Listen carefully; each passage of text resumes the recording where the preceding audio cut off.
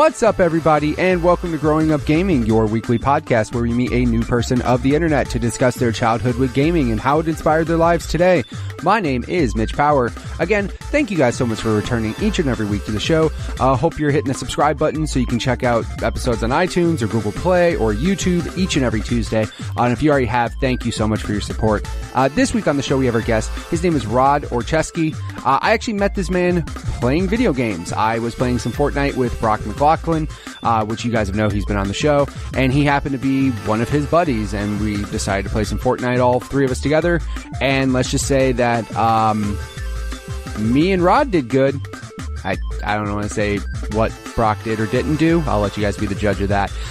But met up with him, asked if he'd be on the show, and he was very nice enough to lend me his time and share his stories with me. So I appreciate that. If you guys want to be on the show just like he was, go ahead and send me a tweet at MitchPower1116 on Twitter or at the podcast Twitter page, which is at GUG Podcast on Twitter. I do want to apologize ahead of time. For whatever reason, Skype had an update, my software had an update, and the sound quality on my end is not that great. So definitely I fixed it. It is now not a problem moving forward. But you gotta love Skype and all the awesome software that comes with recording. So without further ado, let's get things started with Rod Oracheski. Do you remember what initially got you started playing games? Was it a family member? Was it a friend? Was it some cool magazine? Like, what initially got you started? I remember I was maybe 5 years old. So like 79 or 80. And I went to an uncle's house, and they had this thing hooked up to their TV. And it was like a Pong machine, a home Pong machine. And it's as simple as a video game gets. You hit the ball back and forth. We played that for the entire time we were there for the Christmas, I think it was. And we went back home, and our TV was just so boring. Just normal TV, just boring. Yeah, I want one of these things that hooks to the TV. And we never did. Like, I grew up on a farm, small town Alberta. So, like, what am I going to do? I'm not going to run out, find it in the store. Right. I didn't get one. I didn't get a console until, I want to say, like, the 80s, 1980 maybe. I got an Atari 2600 used. That's what's up. There was like a secondhand store in a town nearby, and they had a console, the 2600 console, that went day in like 15 games.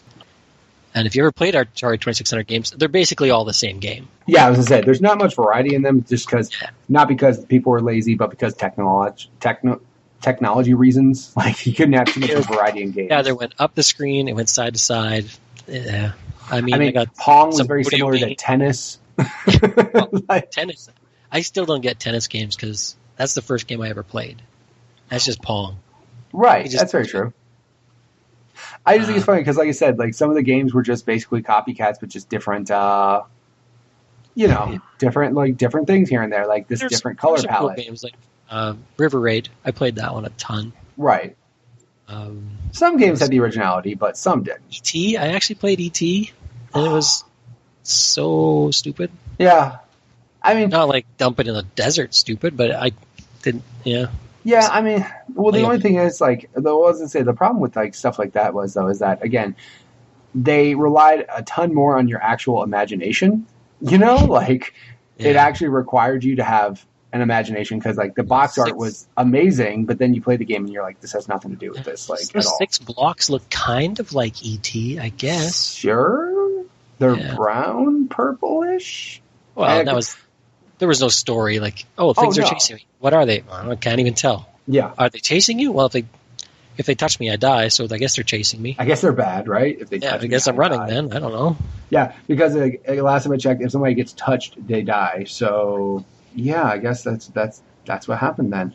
No, I mean, that was the kind of thing, like, and also, too, color variety wasn't that big either. Because, again, technology-wise, they straight. You had, like 6 colors, I think. I don't know. It was awful. And then, at the same time, a friend in Irma had a ColecoVision, which, ooh. Oh my God, they had the turning knob for the controllers and like a phone touchpad, dial pad. But the games were better. Sure. But Yeah, I think they actually preferred the Atari controller. Actually, have a joystick. Yeah, I mean, joystick and button, man, it's hard to kind of screw that up. Especially, like I said, I mean, it's hard to really mess up that. I mean, then you get the dial. I always thought was weird, though, like on controllers. Like, dials are dumb. Nobody wants to dial. Like, yeah, the dial and the keypad, that's stupid. Like, after that, I played some games that we got from that secondhand store when they came in, but I mean, that was the time when video games died. Yeah, because nothing until like 85, 86 when the NES came out. Right. Because that was when the resurgence came. But yeah, dude, like people got burned on Atari stuff, dude. Like hard. Like hard. But also too, I felt like so many people had an Atari as well. Like it was such a big boom, but then crash, and then obviously Nintendo revived all that. But also shout out to Cool Uncles, because dude, man, Cool Uncles, man, in video games. Because my uncle had a Genesis, and that's what led me to get a Genesis. So yeah, I mean, it's just weird that, man, uncles are just the coolest, man. I'm an uncle. I hope they think I'm cool. I hope they think I'm the cool uncle. I don't know. But, I mean, again, learning, like, video games from him, and, was he cool about you? Like, yeah, dude, just go ahead and play. Have fun. And he was just, left you alone for hours, basically.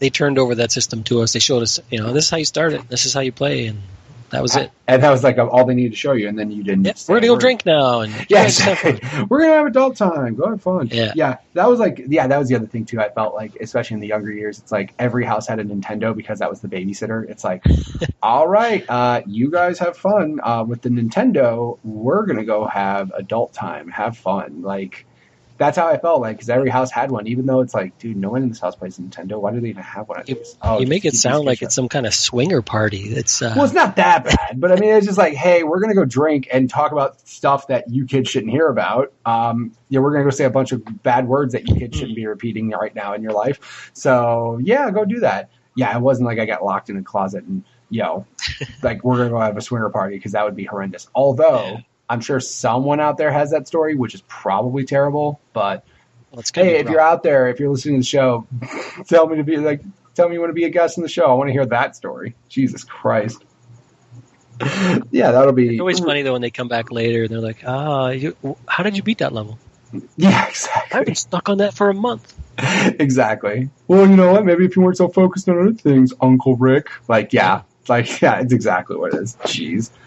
If anyone does that, they're terrible people. But yeah, the thing that sucks is a video game system can be a babysitter, though. It's terrible, and as sad as that is, that's completely easily capable. It could easily keep your kids occupied for quite some time. That's what's kind of sad now, because my daughter, who's 3, knows how to use YouTube Kids on a cell phone, because we've introduced her to it at a young age, and now she does that. The only thing that's really sad is when she thinks everything's a touchscreen. Everything. Everything. Stop touching the screen. Yeah, please stop touching the TV. Don't do that. Don't touch that. That's not a touchscreen. That doesn't work. Jameson's 1 year old. We have a YouTube playlist that he loves. Music mostly. Right. Baby Shark is on there. If you've never seen Baby Shark, you have to. Oh, I'm fully aware of what Baby Shark is. Yeah. My daughter, who is 3, knows how to say, Alexa, play Baby Shark. So we know all about that. He gets that remote. He knows the buttons to push to make YouTube. Yeah. Make it YouTube. Yeah, exactly. But again, but the thing is, to be honest, kids can adapt to things quickly. Because, as soon as we're shown how to do that, you know how to do it. You know how to work it. I remember what I didn't get is my grandma thought I was like a tech genius because I knew how to work a VCR and program it. I was like, Grandma, this isn't hard. Is that the TV VCR combo? No, those awful TV VCR combos that never worked. No, actually, my grandma had a legitimate VCR that was separate, so yeah, none of those awful combos that never worked. They never did. They worked 3 times. Yeah, 3, maybe 3. Maybe.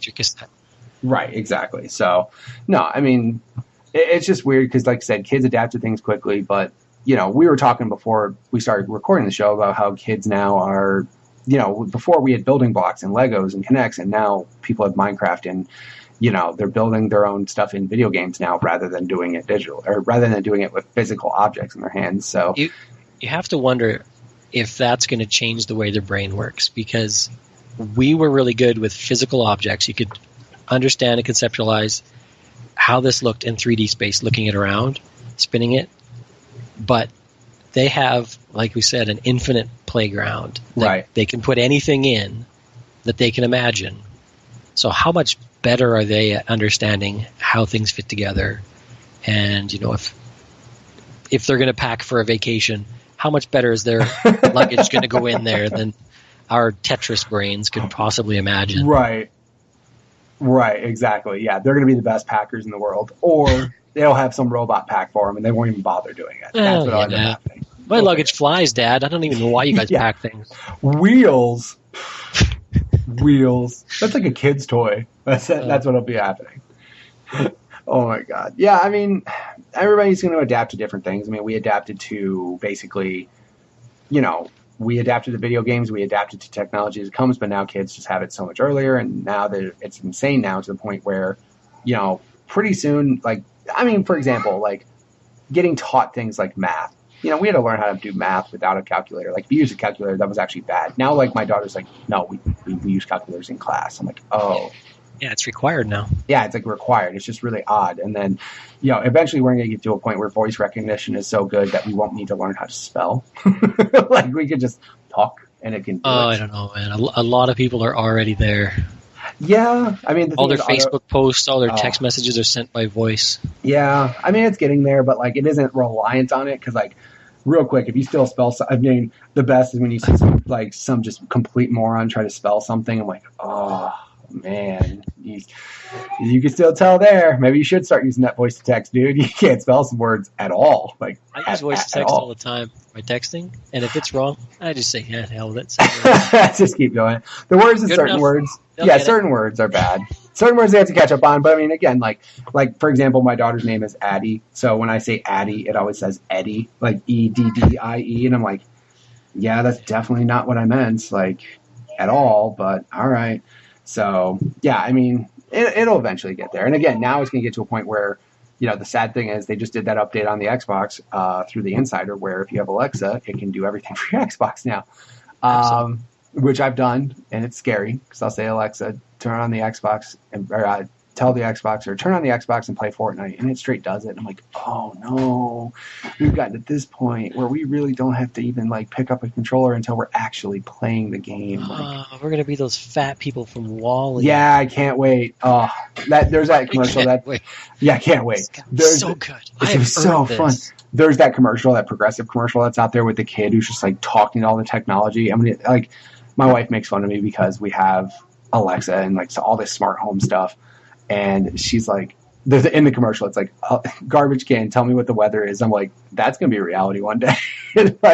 Our kids are going to know what that means and everything. So, yeah, it's, it'll be fun. So, whatever. I mean, again, games, I don't think games, for example, I still like games as far as a tactile, controller. I'm not going to, the whole, when they started doing the Kinect and the voice control, I'm like, no, I'm good. I don't like games like that. I like Kinect for dance games where you that makes had to do the motions. Right. I'd played Just Dance. My sister, her kids have a Wii, or had a Wii, and they wanted to play this dance game. I was like, well, sure, let's play it. All you have to do is shake the controller. Right. So I tried doing the dances and the moves, and I was like, okay, this is fine. And then I was sitting down. They're like, "Oh, it's your turn." So I took it. I just started shaking it, and I beat her just shaking it in time, not making any particular motion. I'm like, "This is so poorly done. Sure. This is so bad." Sure. So the next time I went over, I brought the Xbox, the 360, and the Kinect, and they have a living room that's 10 feet or 12 feet long. Perfect for that Kinect commercial that they had, right? Yeah. And they set it up, and they're doing the dances, and it was strange. You actually have to do the dance. You actually exactly. Have to, and it blew their little minds. And now they have a 360. There you go. Yeah, that works. I also like how Just Dance, they keep making it, and it's 2018, and it's going to be on Wii and stuff, because that demographic still obviously likes that, and it's not hard to develop a game for a Wii if that's all you're doing. Even the seniors at the senior center here have stopped playing the Wii. It's time to let it go. That's blasphemy. How could they stop playing Wii bowling? I don't actually know what they're playing now. They're playing. I think they're playing pool mostly. Yeah, I go there. There's friends of the family. Their mom is in there, and she's not doing so well mentally. So I go there and fix her TV because she constantly puts it on the wrong input, or oh no, can't turn it on, poor or lady. can't turn it off, or whatever. So I live 2 blocks away, so I run down there and help her out. And every time I go there, she writes down my name on this calendar. She's like, I'm gonna take care of you one day. I'm like, okay. It's like 60 days on that calendar now. I don't really care anymore. Well, maybe what's going to happen one day. Unfortunately, when she passes, you're going to be in her will because you fixed her TV input. That's what's going to end up. She's going to give me the TV. Yeah, there you go. Give it the TV and everything. That's how it works. That's so funny. I feel bad though, because again, I'm not going to turn to that old guy. I promise. I'm going to keep up. I won't turn to that old dude that's like, how do you work this dagnam thing? I'm not going to do that. I'll be fine. Oh, it's going to be voiced by then, remember? Yeah, exactly. I'm 100% convinced though, when you get a certain age, you should be legally allowed to have Uber for free. Just cart your ass around. Just don't be on the road, please. Thank you. That'd be great. But no, as far as it goes with gaming, obviously games have progressed so much now, but back then that was a big thing. Did you ever, for example, were your parents into games, or did they kind of were they against it, or did they ever play anything with you? My dad was against it for years until I want to say the Genesis. Mm-hmm. We had the Atari, and then I got out of games for quite a few years when the crash happened, and I was playing hockey and playing ball in the summer and just working very on the Canadian farm. of you. Yeah, I mean, I had a BMX bike that lived 2.5 miles out in the country, and I would ride my bike to town to play road hockey in the summer. Ride as fast as you can, 2.5 miles on a BMX single gear bike. Get there and just have to play net for 20 minutes, so I could breathe again, and then play hockey for 2 hours, 3 hours, so it starts getting dark, and then pedal your ass home again. Right. So it wasn't a lot of video games until the NES came out, and we rented it every so often. That's a back when you can rent consoles. Absolutely. Yeah, should go to Showtime Video on Friday afternoon.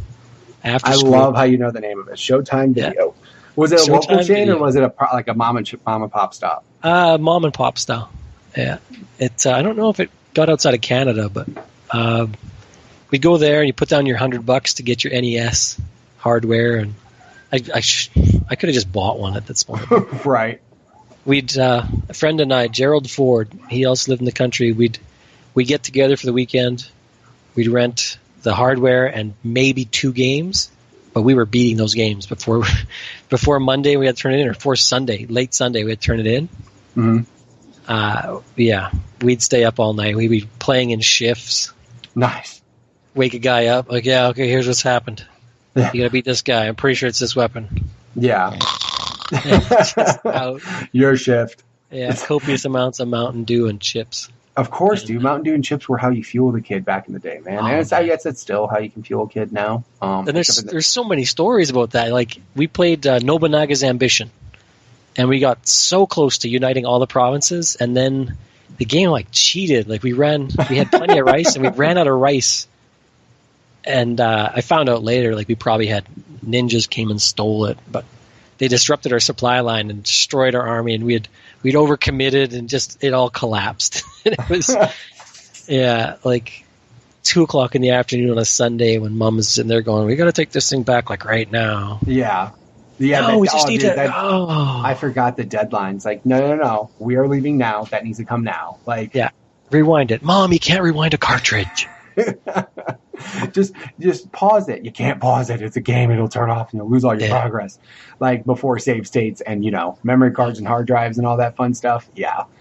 Dude, that was the thing. The worst was Dragon Warrior.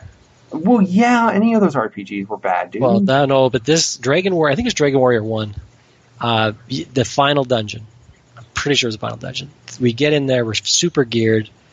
Find the stairways are going down. It's go down, you go forward, 9 steps, and on the 5th step there's a fight every time. and you go 4 more steps, stairs, down, same hallway, same fight in the middle, the stairs down. Right. We went down 20 stairs, a fight and we're running out of stuff, we're running out of time, it's so late. And finally he's like, we're not going to make it. Like, if we get down to the boss, we don't have anything, we're going to lose. And so he turns around, he goes back up 1 stair, we're right back where we were. It's an infinitely looping stairway that just is there to mess with you. And we went down like 20 times, used all our supplies, and just that broke us. That broke us completely right there. Yeah, I mean, that's the only problem with like renting those really big games and like not having the time to play them or time to finish them. And then of course, you don't get codes. There's no saving on the cartridge. No, if you did save it on the cartridge, some jackass is going to write over it before you get to play it again. Yeah, exactly. Or you just pray to God that you get the rental back of what you had, like, which rarely happened. But when it did, you were like, yes, there's my save.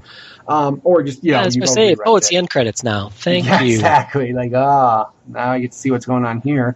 Obviously, that was more prevalent with like Super Nintendo and stuff. But like, NES, it wasn't really.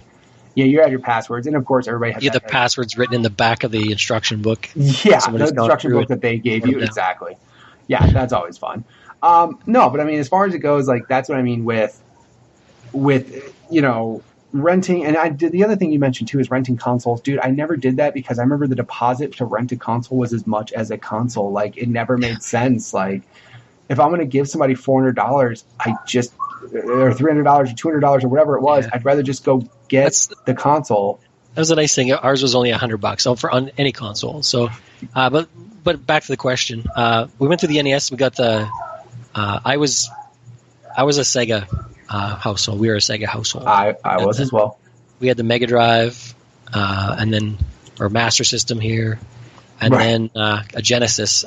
I bought a Genesis. That was the first console I ever bought with my own money. And I got Joe Madden, or Joe Montana. Yeah, I was going to say Joe Madden. Who's Joe Madden? And a hockey game.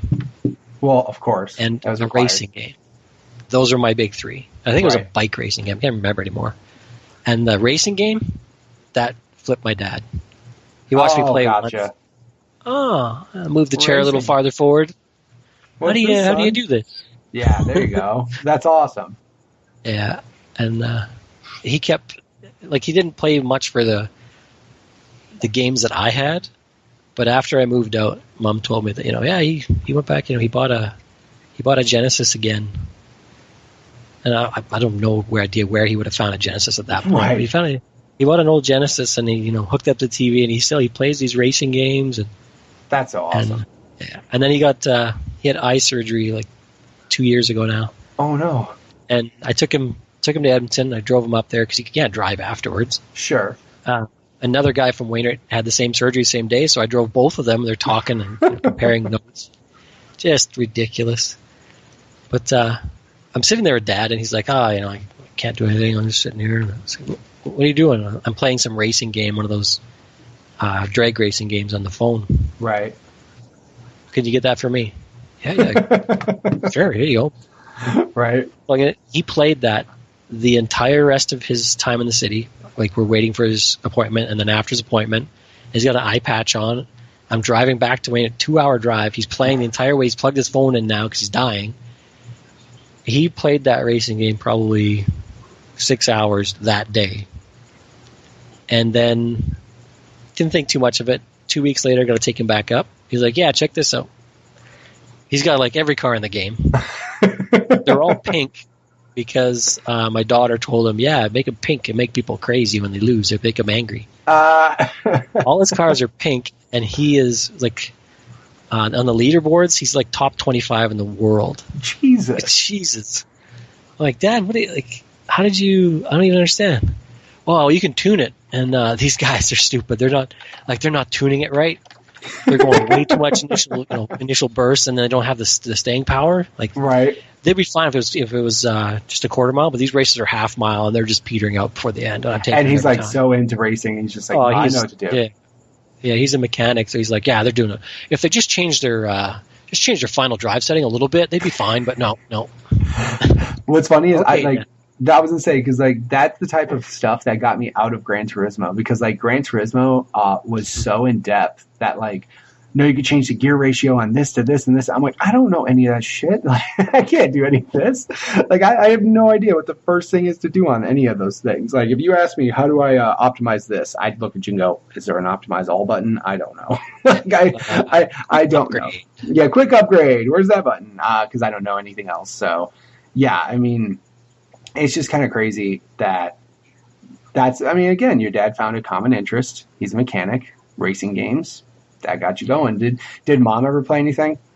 Mom was one of the leaners. She would play games like Sonic and making a jump and lean off to the side. Oh, there you go. Yeah. Yeah. This is helping. Right? Is it, Mom? Is that helping? Yeah, no, absolutely. When you shut up, boy. Was it the controller lean or the whole body? The whole body. The whole body into it. Whole body. She'd fling herself around like an idiot. Oh, my God.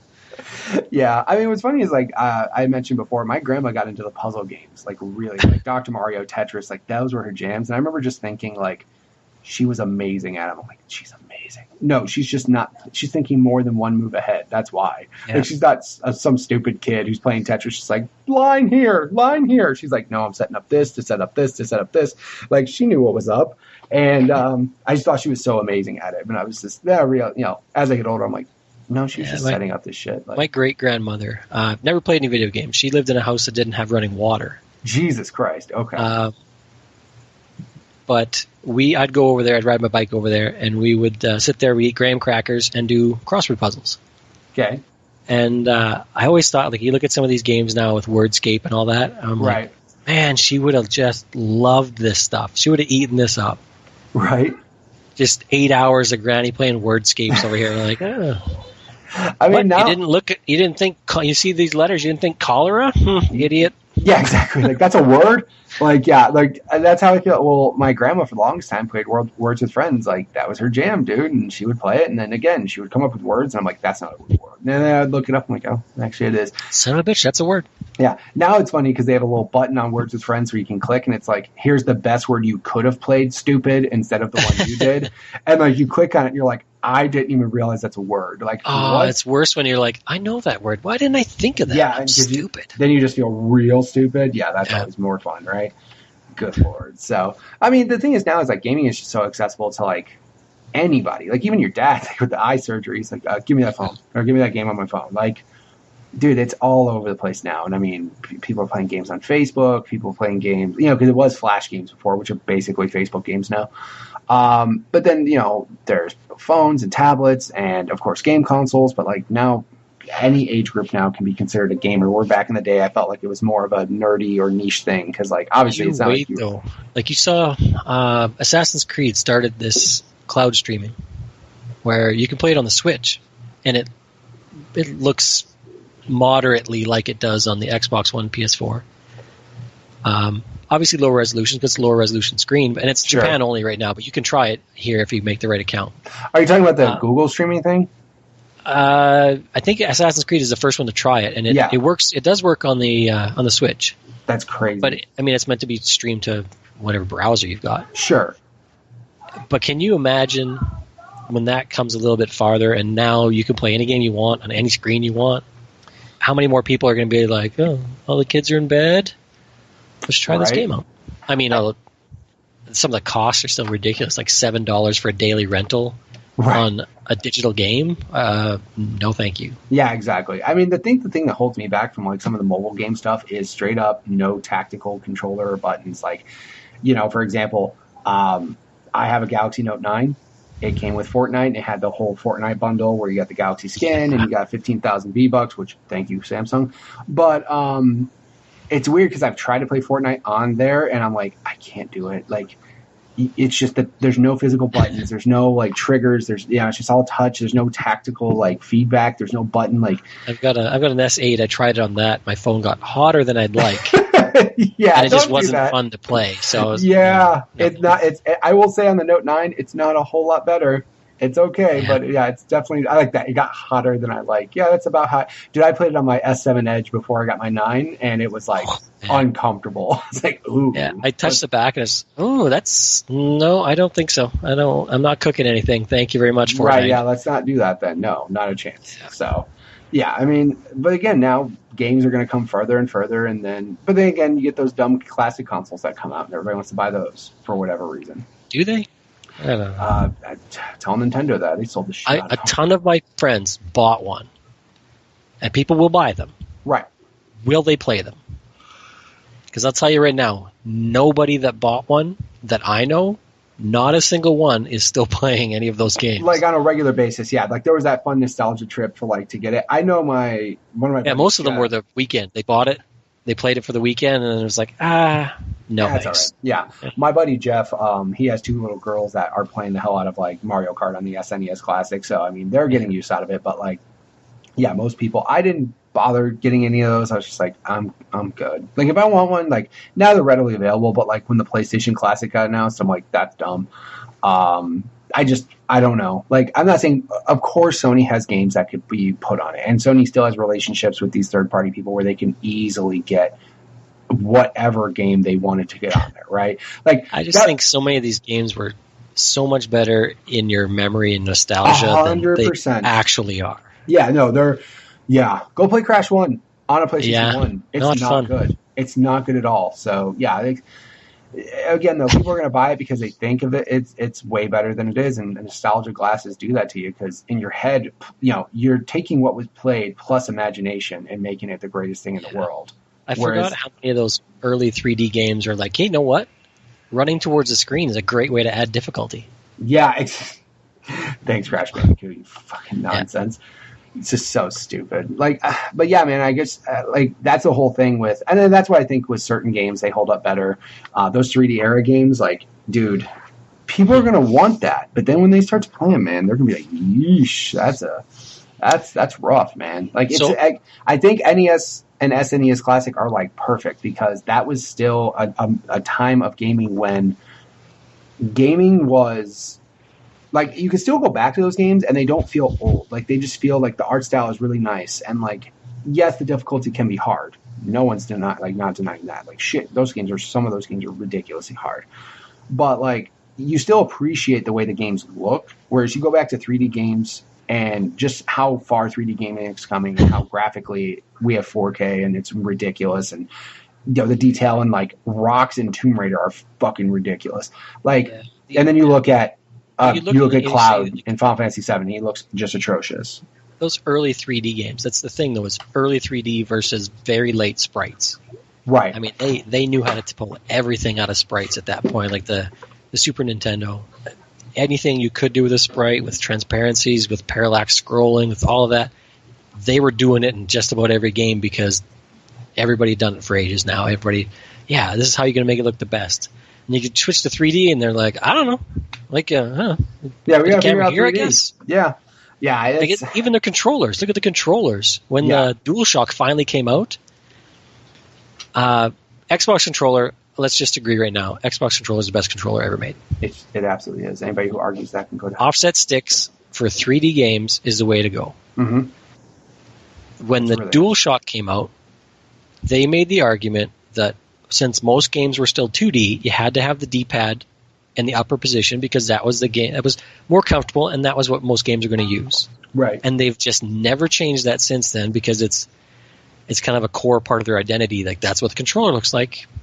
My favorite thing is all of the pro PlayStation 4 controllers have offset joysticks. Like, all of them do. Like, I think they're finally going to have to realize, like, dude, they're not going to change. 3D is here to stay.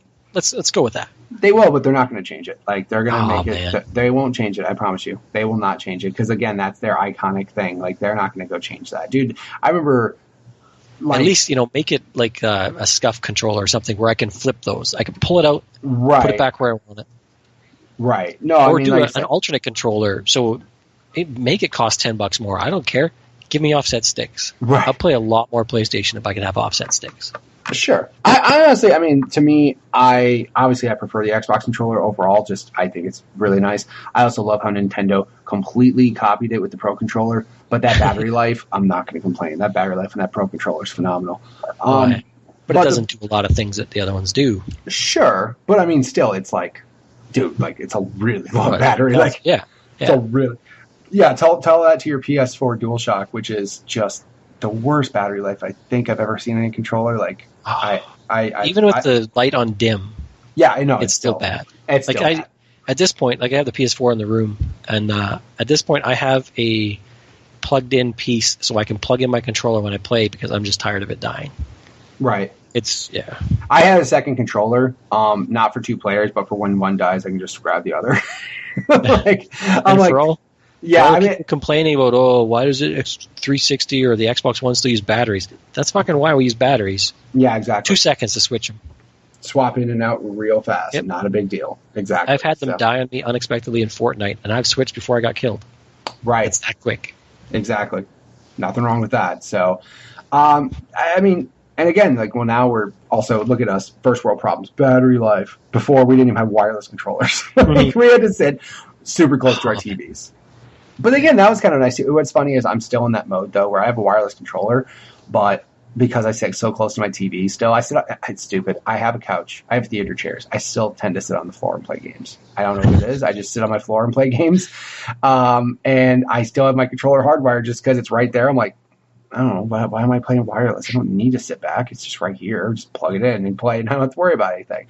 So I'm still living in that old mode there, but very rarely do I actually sit back and, like, when the controller's wireless, I'm like, this just for whatever reason, just because I'm so close to my TV in this room and stuff, I'm just like, I don't need to be wireless. I can just sit here on the floor and play, and I'm a little closer to the TV. And it's not like I have a small TV. I have a 55-inch TV, so, it's not like I'm sitting 2 feet away from it, but I know a couple, like my buddy Brandon, he has, I think, a 65-inch, and he sits entirely too close to it. Like, he sits so close to it. I'm like, we've got a 65-inch 4K HDR TV, and if I sit in the closest position I can, like if you have somebody on your left, you have to turn and look.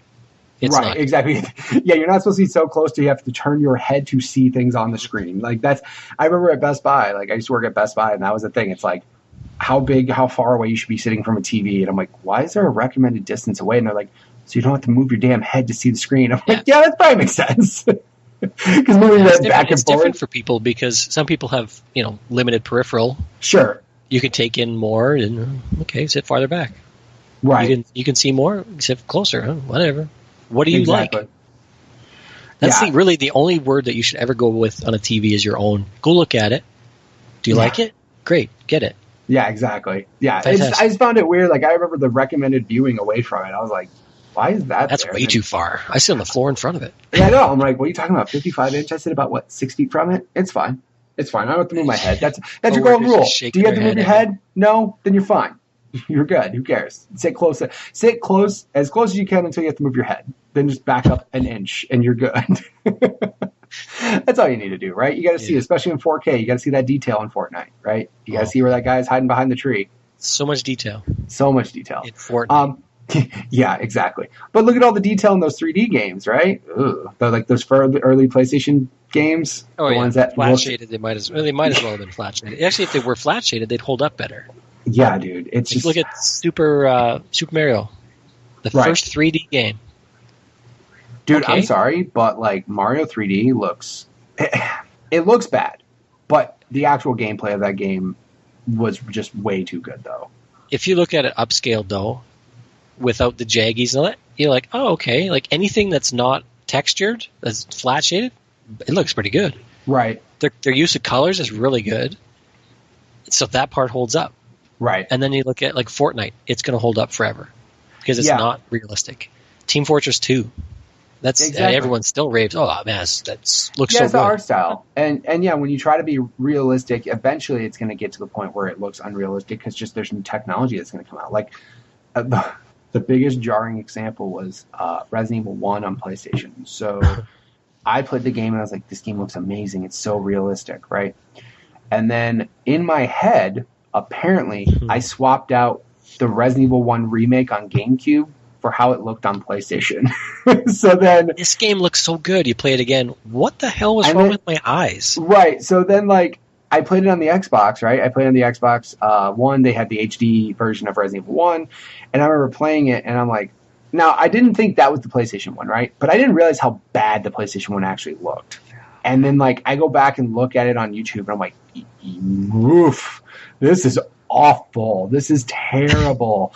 This is so... I think we're going to get to a point where, like, it's only going to get as good as it can get, right? And then there's just more detail in things, which, honestly, I think we're kind of getting there. Like, yeah, I think it's going to... Like, textured detail can only go so far. Like, you have actual photos as texture now. Right. That's as good as it's going to get. Exactly. After this point, it's not so much resolution. I think it's going to be like particle effects and lighting and physics reflective. And like that type of stuff. Like, that's where it starts getting crazier. But I think it's going to get to a point though where it just looks good enough. Like, okay, this is fine. We can't look more realistic than this. So that's the only thing that I can think of. But I mean, I don't think we're there yet. I think 4K is getting to that point. But you know, back then when PlayStation 1, man, we thought that was the best looking shit ever.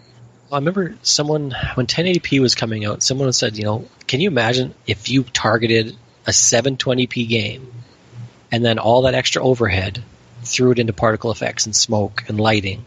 Right. How good could that look? Because, I mean, you're watching 720p TV on it. Could you make it look like a 720p TV show, like reality filmed? Right.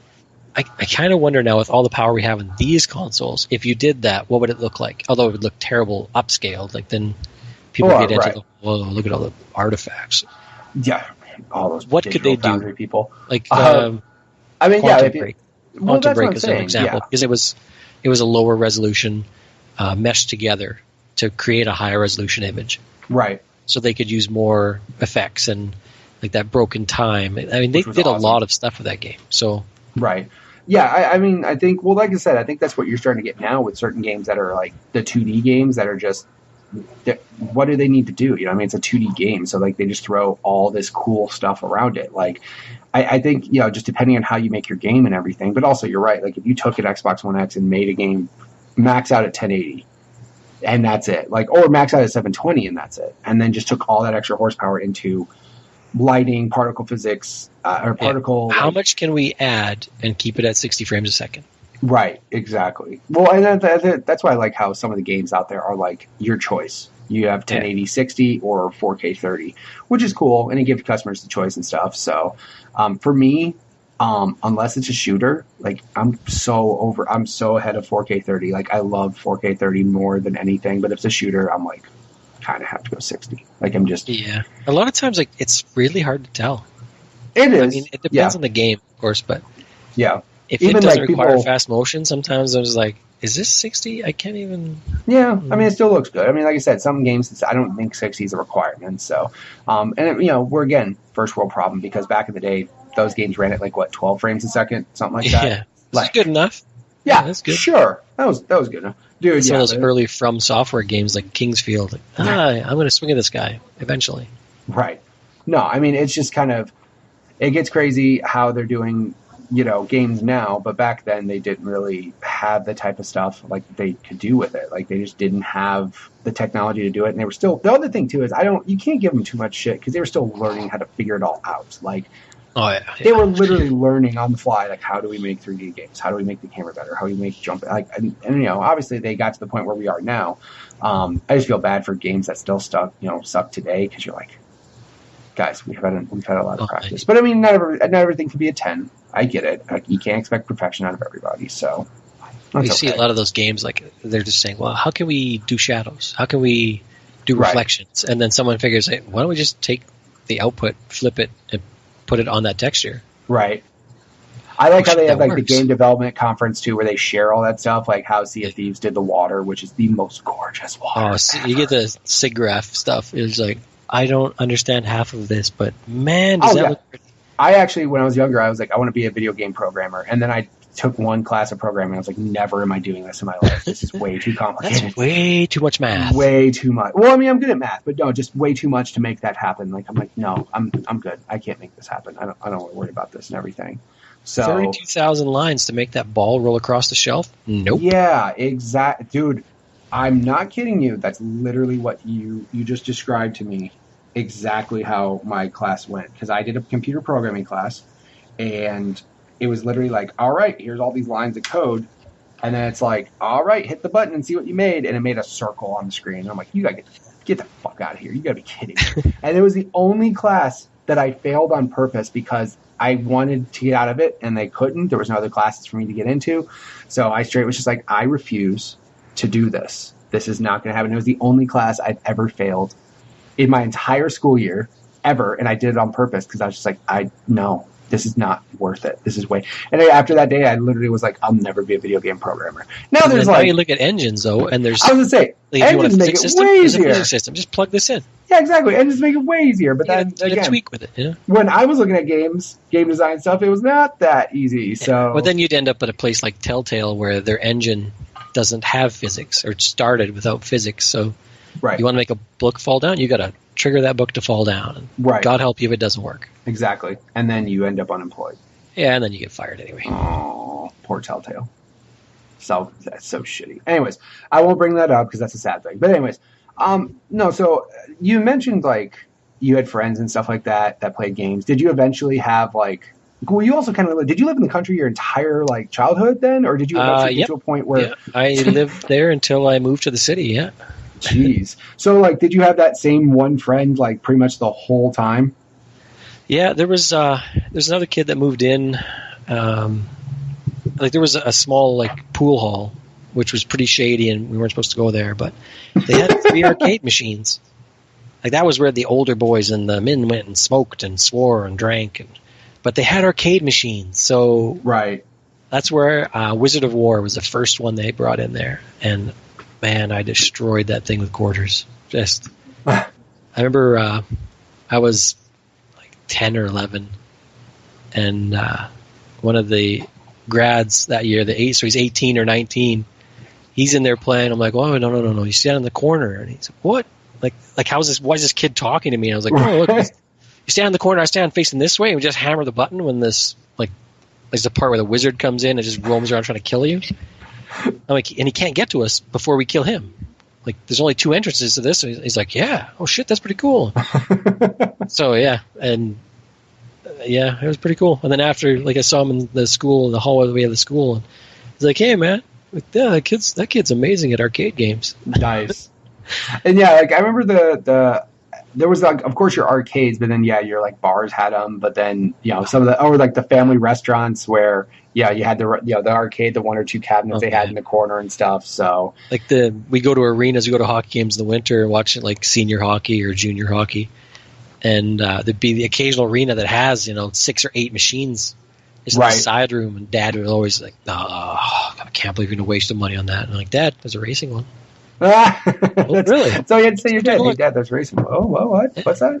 Look, it's got a steering wheel, and you can shift low or high. Yeah, there you go, man. That's even where it got better. And that was the other thing, too, back then. That was when, like, arcades were still better than home consoles, and then eventually that took a giant swing the other way. Oh, yeah. Back in the, maybe Genesis, that started to switch over?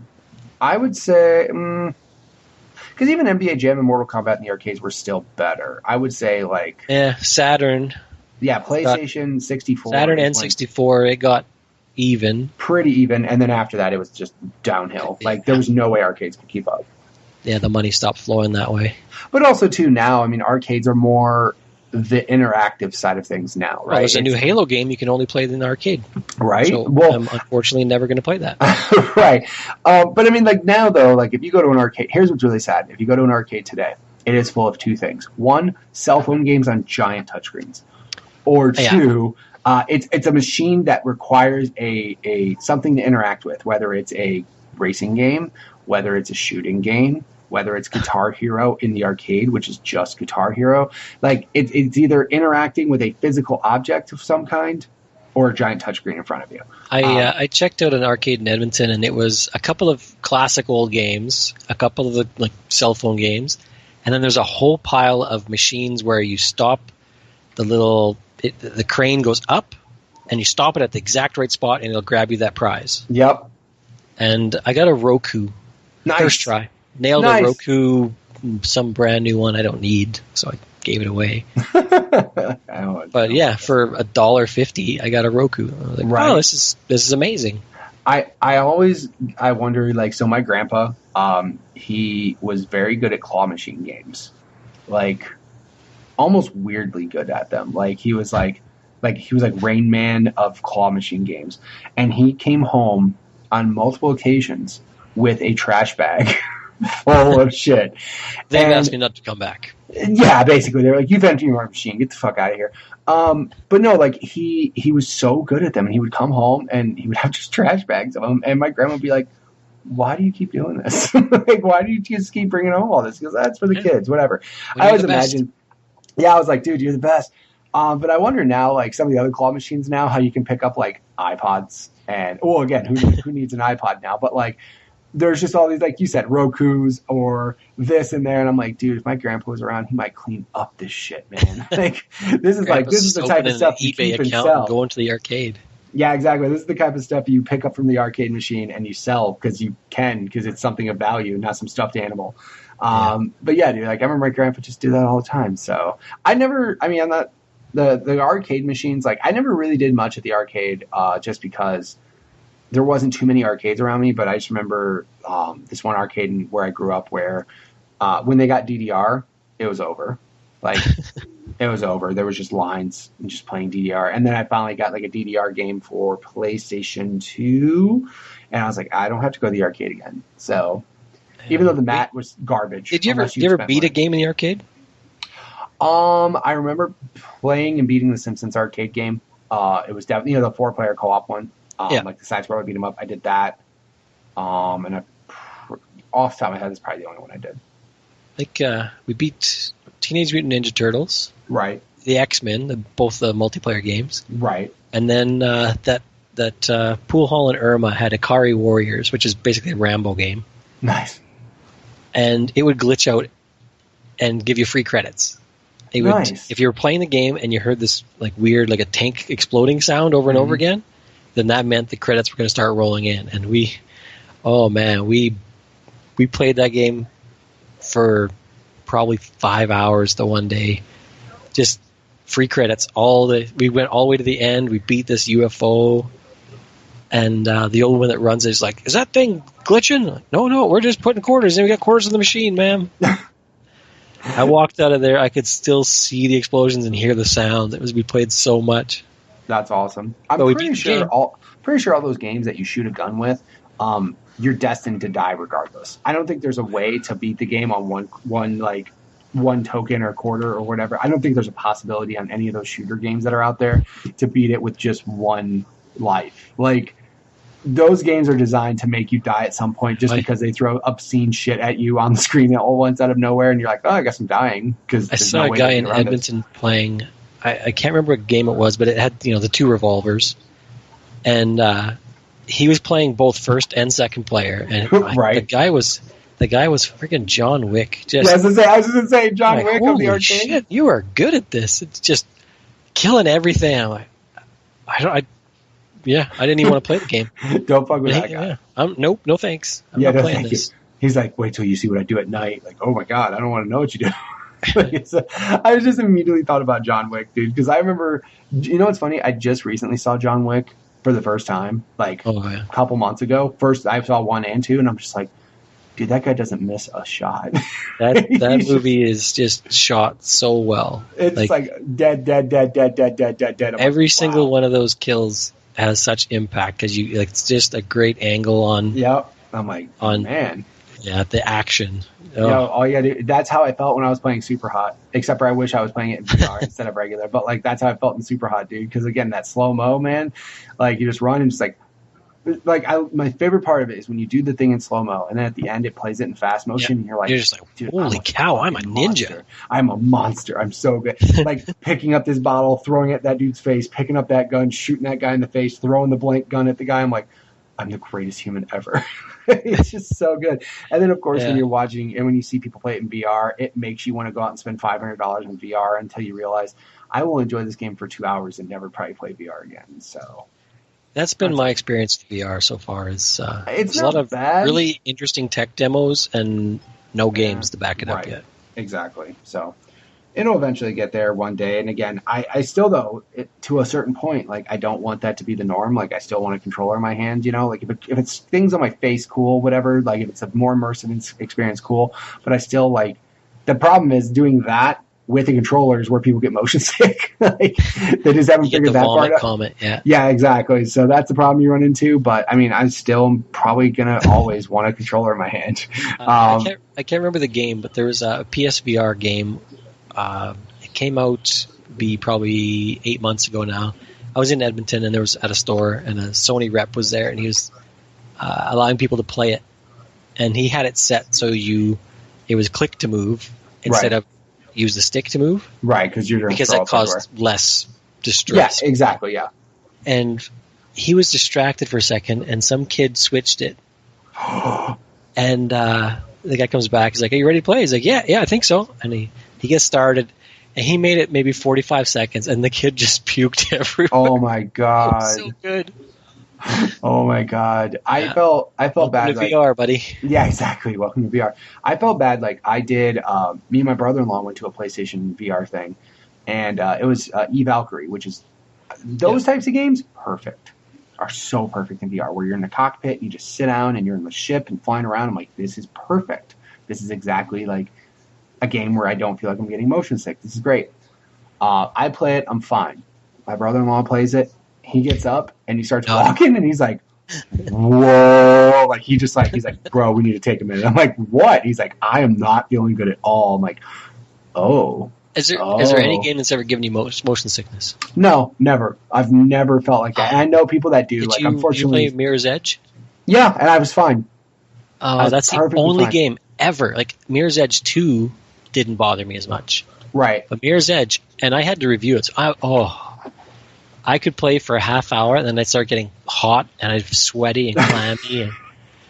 So I played it for like 45 minutes at a stretch. Right. And then I'd pause it, and I'd walk away, and I'd, put a cloth on the back of my head or back of my neck. Jesus. And I'd go back and play it. And just, I think the only game that got me sort of like that, not really. Like, I never got to the point where I got sick playing a game, but I just started playing a game for a minute, and then I'm like, I don't think I want to play it this way, was actually GTA 5 in first-person mode. Because when you get thrown from a car from hitting it too hard and your body starts tumbling and shit, it's like there's a lot going on there. There's a lot going on, and I'm like, I don't think I want to keep playing the game like this. Like, this is not going to be a fun experience. I actually forgot you could play that in first person because I played it like 30 seconds in first person and said, nope. Yeah, exactly. I'm like, no, thank you. I'm good. I don't like that. This is not a first person game. You don't have the situational awareness you have in third person either. Exactly. Like, those types of games are way better in third person. It's cool that first person is an option. What I love is that first person is an option, like, in the game, in that game specifically. You get in cars, you never see the dashboard. You never see the interior of the car. But literally in that game, you can now. And you're like... And it's all there. You're like, holy shit, this is crazy. So I thought that was always cool that they did it that way. But overall, though, I just was like, no, thank you. I'm not going to fucking fly off a bridge after crashing my motorcycle and do tumbles down the highway. I'm like, no, I'm not doing this. This is, like, too much. I think that's probably the only game that... It didn't make me sick, but it made me to a point where I was like, this will probably... fuck me up. Like, if I keep playing like this, I'm probably gonna get a headache or something. So that was it. But again, like, there's way more shit going on in that game. Like, way more stuff. I know buddies that'll, like, as a challenge, like when we're playing online, they're like, all right, I'm gonna do this in first person. I'm like, get the fuck out of here. I'm not doing this in first person. Like, you have fun with that shit. You're gonna drive this big semi truck from this side of the map to the other in first person. Go have fun with that. I'm not doing that. No, thank you. We went on a trip driving to Fernie, I think I remember.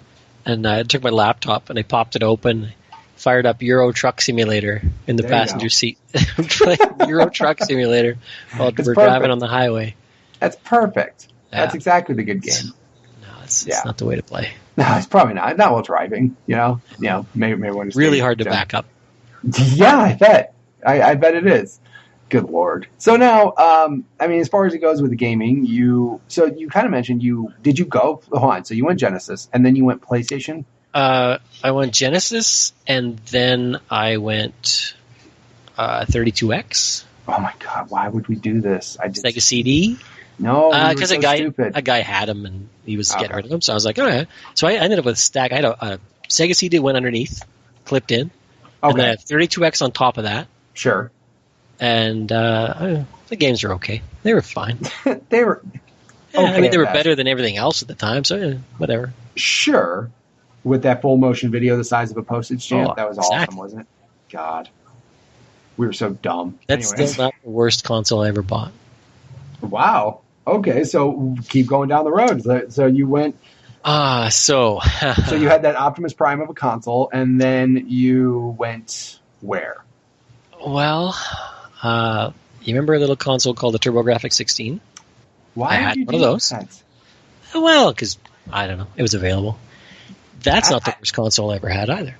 The worst console I had, it's either the Jaguar, but probably not the Jaguar because I actually bought games for that, like Aliens vs Predator. Yeah, that was the only good game I remember for Jaguar. Like the only one. Yeah, 3DO. Yeah, that's probably a bad one. 3DO. That thing cost like $790. And was worth $2. Don't get me wrong. It was a fantastic console. The games for it, should I have been able to afford any, were great. Road Rash, Return Fire, Gex. There were some amazing games on that. Couldn't afford any of them. Yeah. What I played was demo discs. Well, yeah, that's another thing. There was the rental period, but then demo discs happened to where that was kind of your, I'm not going to say a rental, but like a good way to get a good taste of what was out there. The first experience I ever had with Naughty Dog was Way of the Warrior on the 3DO. That was also my first experience with Rob Zombie. He had the track that backed that game. Right. That game was a ton of fun. And dude, that was another thing too, getting licensed music in games right around like PlayStation 1 era. Like, oh, man. The licensed music, dude, that started a big thing because I'm into bands because of video games. So that was such an interesting console though, because I mean they had a hardware spec and they let people build based on that, and they could go above it. You know, you had the Philips 3DO, you had the CDI 3DO, you had and it was, you never knew what was going to work. There were games that didn't work on some, which is just a terrible way to make your base. No, that's how you do it, man. Just awful. Yeah. No, that's it. That's how you do it. You let people mess with it. Oh, but you can't have games coming out and then they buy it and go, oh yeah, it doesn't work with yours. Well, it doesn't say on the box anywhere that doesn't work on mine. Right. Yeah. But I never. Where's the fun in that? There's adventure. I had that thing for 3 years. I played demo discs, and that was fine. We played Road Rash. We played Way of the Warrior, Return Fire. And demos were pretty open then. You had a lot of characters to choose from. You had a lot of map to choose from, you know. Right. So that was enough. I mean, that was still the worst console I ever bought. That was terrible. I was going to say, dude, you still can't spend $700 and play demo discs only, man. You got to play some other shit. Like, you can't just play demo discs on a console. Like, you really can't. Here's what's sad now. Think about this. You can legitimately buy a console now and never buy a game. You could literally play Fortnite on it and never buy a game. Well, no, but if I buy an Xbox and buy Xbox Live and Game Pass, I'd never buy. Like, why would I buy a game? Exactly. Yeah, but I'm talking even like free to play stuff. Throw EA Access into that too, and you got you never really have to buy a game now. But I mean, even like free to play games now, like free to play games are to a point where you can legitimately play them for free if you want to play them a lot and progress and be fine. Like, yeah, I mean, outside of Fortnite though, most of them are not great with progression. Like, most of them don't understand that, hey, I need daily quest to bring me back, and it needs to not suck. Right. I know a lot of people play Warframe. Yeah, Warframe's the other exception, I think. Yeah, I think those are the two that are like... But there's a lot that are just... not good. You know, if you play more than an hour, we're going to punish you. You got to pay now or wait, I guess. Yeah. So after the 3DO and all that, I went to PlayStation, and I had the original PlayStation and I had the PSM was the magazine that gave you stickers for the lids. Yeah. Oh my God. I had that big smiley face sticker. Yep. and then you couldn't see it after a while because you had to play it on its side because the the laser disc inside assembly, yeah, the spring on that would get loose because it got hot. It would get loose, and then it wouldn't read if it was sitting upright. So you had to put it on its side, and then I learned you could put it upside down, and it would play. Yep, my buddy Gary had to get to a point where he had to put it upside down. That was the only way to play it. I remember they used to have memory cards for like or stickers. They used to have stickers for memory cards as well, which I thought was really funny. Stickers for the memory cards and stickers for the lid and the power button and all that too. I played that PlayStation quite a bit, and then came time for PS2, and I don't know, it didn't appeal to me. I think I was busy with work and everything, and I was just like, I don't know, maybe I'll get it, maybe I won't. Right. A buddy of mine had to choose between paying his power bill, it was going to get cut off, or buying a PS2, and he bought a PS2 Oh, that's smart because his power got cut off. Stupid. So he got an extension cord and he ran power from his neighbors and ran his TV and his PlayStation off that. I don't think that's priorities. He's a legend. Yeah, I was gonna say I think that's priorities though. I mean, you kind of need power for like I don't know your fridge. Well, I don't know. Yeah. I don't think you're running. I don't need a fridge. I got nothing in it anyway. Oh, man, you get some priority issues. Yeah, he just eats bags of chips. You don't need to refrigerate those. You're fine. Yeah, then Xbox came out, and I picked one up right away. A buddy showed me Halo. That was enough. Yeah, I never bought Halo. I played a ton of Halo. I never did buy the first one because I played his, borrowed it off him, and we played a bunch. And then it was like, oh, Halo 2's coming? Oh, all right. Yeah, just play that. Yeah, did you ever have a point in time, like as you were growing older and stuff, where like you didn't game as much? Because I mean, you mentioned at one point in time, like obviously the big crash and stuff, you didn't play games, you were playing hockey and stuff. But did you ever, like as an adult or anything, did you ever get to a point where you're like, nah, I don't have time for games? Not really. Like I went to university. Went the first year of genetics program at Edmonton at the U of A, and that first year, between like studying and not going out because I had classes early, I was like, I need something. So I got back into Genesis gaming at the time, and because I found this like old video game shop, so I played some of those old games again. Right. And after the first year, I was like, is this what my life's going to be like? Like in a Windowsless lab all the time, no interaction with people, nothing. And the guy's like, depends on your job, but yeah, pretty close. Sounds about right. I can't do this. I'm not coming back. And they got in touch with my parents and got in touch with me a couple times over the summer. Like, we'd like to get you back. Like, you're doing really well, and we're doing this. And I just like, I can't. I know I put a gun in my mouth. I cannot do this. So I went and got a job, and I got a job moving trailers, manufactured homes.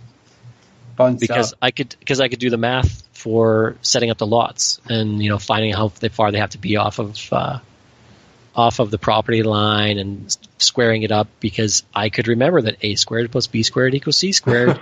Right. And if you could do that math quick, you could tell them like, okay, so here's the property line, here's the dot, 5 feet from that way, 5 feet that way. It's got to be 7.5 feet this way. Boom, there we go. And the driver's just like, I don't understand what you're doing. I just hit a pedal and turn a wheel, bro. Yeah. So I did that for 2 years, and in my spare time I was playing PC games and whatever. A friend had started a website and said, I need a writer. Do you want to do this? I'm like, yeah. He's like, you got a good computer? Do some game reviews for me. So I did that for a little while, and he hooked me up. I started writing for EGM. What? Yeah. And then Insight PC or Insight Gaming Magazine. Remember that one? It had the disc in the cover. I believe I do. Yes. Yeah, it was pretty bad. It went under. I want to say inside a year. Yeah, I wrote web articles for EGM. I wrote for Insight PC, and then the newspaper here. That's awesome. They contacted me and says, yeah, I know you're doing game reviews. Can you do sports? I'm like, yeah. And I'm saying, why not? We're losing our sports guy, so you can. So I left the other job and started the newspaper, and 10 years later, I quit that job finally. That's crazy. Went into doing something else, but in that whole time, I was like hardcore into gaming. Well, yeah, I mean, I also think it's really cool that your job, like your profession, was. Oh yeah, my job playing games. Like he asked me if I wanted to do sports, and I said, "Well, yeah, but I have to do a game column." Nice. Sure. Okay. Absolutely. Whatever. Make sure you do both. I mean, like, yeah, you can throw that weight around. Yeah, I'll do that, but I still got to do my game owner. Oh man, people in the office were upset because I had a 360 at my desk, and I do paper, finish my column or whatever, and then flip the monitor over and just play some 360 right there. Like, people are getting mad. Like, well, I have to play it because I'm doing the review on this. So sorry, it's my job. Technically, I'm working. Yeah. Thank you very much. This is a tax write-off. Thank you very much. And then same time, I got pretty big into like Asheron's Call and other MMOs. I'm so glad I missed that boat, dude. It was that was so much fun. I played with some guys from a guy from Philadelphia that his wife had been crippled in an accident, and Jesus, that's he stayed home with her to take care of her, and he played the game to take his mind off it. And like, where else is gaming gonna help you? Like, what else are you gonna do? You're gonna sit there and watch TV? You can't, because you're not engaged actively in doing anything. You're gonna think about it, right? So he played this game, and he was super good at helping people in the game, and not so good at the the PvP parts, but still, I mean, and you do what you do, right? Took his mind off it, and it was crazy. Well, I mean, the whole RPG thing, because some people got sucked into it hard, where it like affected jobs, school, when I played World of Warcraft, I met some of those guys where they're just losing their mind over this tiniest thing, and ignoring their kids and whatever. Yeah, I'm like, hey, I should do that. So eventually, you got to a point though where you got married and had kids and all that stuff. So I mean, has your gaming time? Obviously, you still make time for gaming because you're doing streaming. It changes. Of course. I mean, yeah. I thought for sure when I had our first kid that, that's it. It's over. Right. I just sell this stuff. But for the first, I took a month off work because I could. Babies don't do shit, bro. They sleep a lot. I know, but she needed help and of course. So I gotcha. And and most of the time was sitting I would sit in my computer chair and I'd lean back a bit, and the baby would rest on my chest and just sleep. Playing games. And I play games. Yeah. And I had the lean down perfect where she, she'd lie down on my chest and just asleep. Yep, that's how. All dads learn that lean when they play games. They're like, lean back this way, hold the controller. I'm good. Just stay there. Just stay there. Don't fucking move. Don't get pissed. Just stay there. Stay calm. Stay calm. Just it really play. centers you. Like, you can't freak out about bad play or something like that, because if I freak out, this baby's gonna wake up. Yeah, exactly. And then it's just gonna be the worst thing ever. So you're like, no. I mean, like I said, you calm down for the most part and everything. I mean, overall, I think it's funny because obviously I was a lot more angry when I was a younger age, but now I've gotten to the point where I'm like, fuck it, whatever. Oh, and I was a moderator on the VN boards. It was the most popular board system in the world until the IGN boards bought them out, and then they became the most popular. Right. And I was a moderator during 9/11. Oh my God. And actually, I found out about 9/11 that morning. I got up and I was going to go to work. I got up and I jumped into Asheron's Call and I was doing something, and someone says, the trade towers got attacked. Somebody flew a plane into the trade towers. I was like, what? Logged off, ran upstairs, turned the TV on. And as soon as I saw the TV, I was like, well, this wasn't an accident because it's a clear sky. I thought it was cloudy, foggy, whatever. Sure. Big buildings have been hit before. Yeah. And I was watching, and I was like, this isn't some accident. And then the second one hit, and I called my boss and said, I'm not coming in today. Yeah, I think that was a good day. A lot of people were able to get out of work. He's like, have you seen this on TV? I'm like, yeah. He's like, yeah. So, you don't even know yet, but the whole world has changed. Like, you don't understand. And this just shows my age. I was actually in high school when that happened, and every class that day, they were just like, we're not doing anything. Watching TV, yeah. Like, we're watching TV. We're not doing anything. And, like, it didn't matter what the class was. So, yeah, I mean, I didn't find out by a video game, though. I found out just, like, I went to the next class, and they were just like, what's the TV out for? Like, what's the TV on for? And then they were like, oh, ooh. So, yeah, I mean, but my gaming, I don't. I mean, the thing is, you're still gaming now, though. When the kids are awake, right? You have priorities. You have family time. Yeah, I mean, I'll still play. I'll still play when they're up, and if they're doing something else, I'll play a game. Oh yeah. If they're playing, like, I'll play games with them. We played Brawl Out earlier. And, I was just about to say, are your kids into gaming as much as you are? Do they enjoy it as much as you do? Some of them are, some of them aren't, and It depends. Like, they're way more into the creative stuff than I am. Of course, yeah. Like, there's all kids now. They're into creative stuff. They're into competitive battling games. They get really competitive, and the smallest one will cry when she gets beaten up by the other two, and then they kind of let her win, and she's instantly just in your face. You suck. Wow, that's aggressive. Yeah, well, they let you win, but yeah, exactly. I don't think so. Yeah, exactly. I would say all my kids are completely full into games. As I was recording this podcast, my daughter was just playing Mario Party on the Switch. She's just like, she's got so one playing She's Fortnite. Yeah. Yeah, exactly. Like, they're all playing games and stuff. Like, I mean, again, though, look at their dad. Their dad's into games, of course. My oldest daughter is just so proud. I was like, yeah, I was streaming the other night, and I got on Hype Zone. She's like, what? What? She knew what was up. Did you win? I'm like, yeah, I won. Oh, how many people were watching? Like 400 people? 360 some people? Did you get a lot of followers? That's really awesome that she was desperately into it that wants much. me to be ninja so I can stay home all day.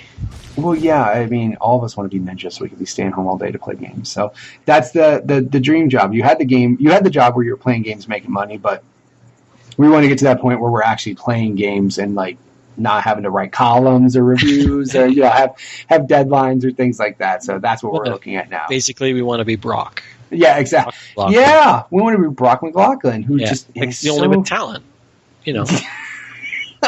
Maybe less hair, but more talent. Yeah, exactly. I mean, if Brock just had less hair and less charming looks and maybe buttoned up his top button on his shirt, he'd be better at Fortnite. Absolutely. I don't know. For anyone who doesn't know, this is Brock McLaughlin. You can follow him on Twitter, but I don't know why you would. We told Brock we would get to this point in the show, and we have definitely hit that point. So if you want to ever watch him just not be good at games, follow him on Mixer and on Twitter. You can go check out all of his failures. It's just all in one big shot. So yeah, I've actually I do a lot of compilation videos of my last, say, 2 weeks in Fortnite usually, or whatever games I'm playing. And I've caught Brock's moments of glory. At one point, he has a couple of guns. He's got the drop on a guy. He switches guns 5 times. He reloads one. He shoots at the guy and misses, and then he gets killed. And just clip that out. I don't understand. Clip it out and just put, like, this is the reason why. This is why, Brock. Just gotta clip it out. Everything. For everybody, we're just giving Brock shit. He's a good guy. He's okay at Fortnite. He's fantastic. He's not. He's okay. Well, if people wanted to check out where you stream and occasionally see Brock be bad at games, where would they go? So mixer.com/Oracheski. That's ORACHESKI. Or youtube.com/ROracheski. And I'm like, 4 million views on YouTube now? Jesus, dude. 3.92. Nothing wrong with that. Well, if people want to check out any of the cool things he does, I'll have links in the show notes for all of his stuff. So, yeah. Dude, and if you go to twitter.com, I'm anti-macro on there, and I definitely make fun of Brock all the time. So, yeah, that's a good place to start. Yeah, if you want to join in on the fun, I mean, don't make fun of Brock if you don't know him. At least talk to him. He's a nice man, but then break his balls a bunch because he's good people. That's how you pick on the ones you love, right? You realize how many times we got off topic here, and we never hit half of the questions that. That's fine. That's the show. Who cares, right?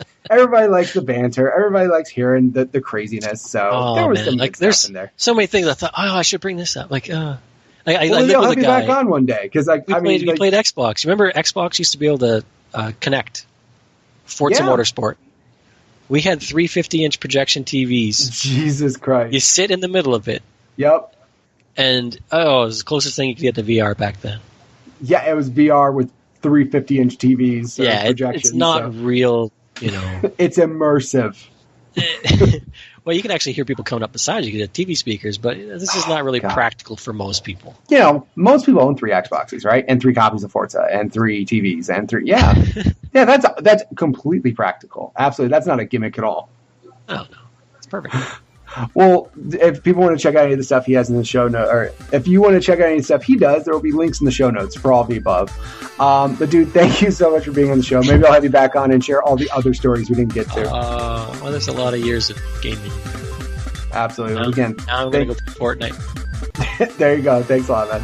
Yeah, see you.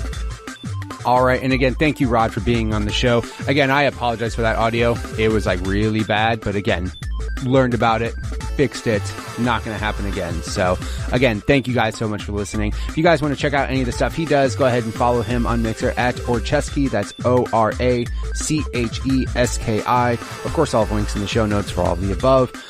If you guys want to ever be on the show just like he was, go ahead and send me a tweet at MitchPower1116 on Twitter, or at the podcast Twitter page, which is at GUG Podcast on Twitter. Of course, we also have a Facebook group. Just search up Growing Up Gaming, as well as on YouTube. We have YouTube, just search up GUG Podcast there. Again, I really appreciate your support. If you guys continue to just send me some reviews, let me know what I'm doing well, what I'm not doing well. Obviously, this episode's audio quality is bad. You don't need to remind me on that. I definitely know that. But again, any feedback would be great. And again, thank you guys so much for listening each and every week to the show. I really appreciate it. And I will catch you guys next week with another new episode. See ya.